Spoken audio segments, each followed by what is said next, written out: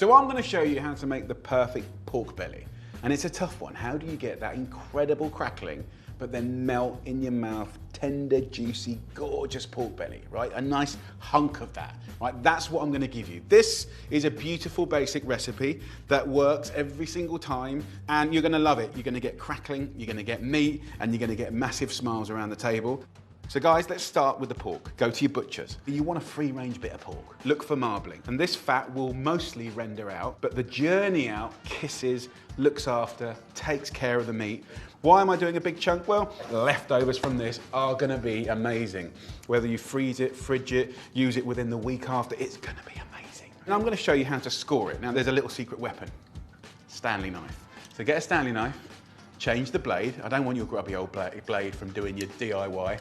And what's good about this is the fact that this blade can go up and down and it clicks, right? And we know that we can click that down and that's gonna go through the skin and score, and you're not gonna get into that meat, which means that juiciness is optimized, okay? I'm gonna go down the middle and I'm gonna score all the way down, take the skin, and I'm just gonna score it maybe every centimeter, almost like herringbone.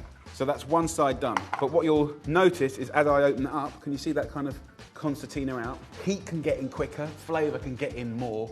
This is gonna be amazing. Turn it around, so score it up around here as well. And then I wanna make a flavored salt. It's a really exciting part of cooking. We're gonna use lovely spices and herbs. First one is coriander seeds, then fennel seeds, then black pepper. 2 tablespoons each, and 2 tablespoons of sea salt. Then 2 bay leaves. Pull out that little central stalk here and bash it.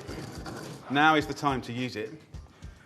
Rub it in, all the little crooks and crannies. Let it get in there. So I've added a little bit of olive oil there. That little bit of oil helps the rendering. But I want to brush off the seasoning from the skin now. Brush it off because it's inside there. And let's get 4 lovely white onions. Leave the skin on, and I'm going to cut it into quarters.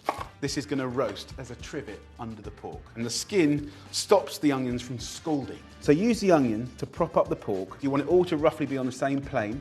And then it's going to go into the oven at full whack, which is roughly around 230 degrees Celsius or 250, which is about 500 degrees Fahrenheit. That takes about 40 minutes to an hour. Then I'll show you what to do next. In the meantime, I am going to get soap and I'm going to just clean this place down. It is going to be spick and span, and that includes me.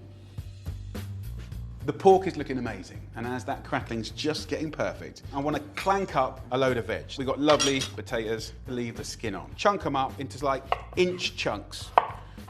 In it goes. And then we'll do exactly the same with the fennel and the carrots. Got some celery here as well. Take some herbs, like rosemary. A whole bulb of garlic, leave the skin on. Just literally break it up. So season it with salt and pepper, then give it a really good mixing, but there's no oil here. So what we're gonna do is take the pork out of the oven. Look at that, come on! We have crackling, but now we have to change attitude towards the cooking because high heat gives you crackle, but it's gonna make this meat underneath tough. So now we're gonna go to the oven and we're gonna turn it down to 150 degrees Celsius, which is about 300 Fahrenheit, okay? So we've gone from high to low cooking.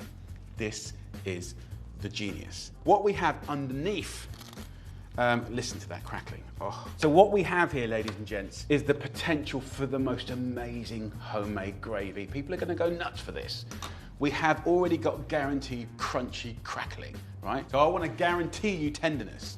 So we're gonna do that by another brilliant technique that I love. So I'm gonna take this pork, put it straight onto the bars, put it back sort of towards the top of the oven. The veg goes underneath, and literally that fat, as it melts out of the pork belly, is gonna rain over all those beautiful veggies. It's gonna be incredible. Cook it for about 3 to 4 hours at 150 degrees Celsius, which is about 300 Fahrenheit, and you'll know when it's cooked when that meat just pulls apart and it's beautiful. We are at the end of the story, the best bit, right? When everything comes out, we have an amazing gravy. It smells so good in here. This recipe is rock solid. It's gonna look after you. And what's nice is as that pork cooked and rained fat onto these incredible veggies, I just mixed it up every now and again, like every hour. Look at that, just amazing. Wow, incredible crackling, outrageous. Oh my Lord, come on. Right, enough talking, let's get into the pork. Look at that. Come on, man. Just incredible. Tender, juicy. If I squeeze it, just juice galore. Really amazing. You have got these ribs here, and look how much meat will come off these. Just absolutely beautiful. Look at that. Wow. Just absolutely beautiful. Oh, right. I'm peaking too soon. Time to plate up a portion. So caramelized and delicious. Come on. Oh, yes, you know it makes sense. Let's try that. So good. The flavor of the pork is amazing. Tender as you like. Crunch. The veg is so tasty. So guys, please don't just watch this and do nothing. Go shopping tomorrow. Go buy some pork belly. Click the link, get the recipe. Take care.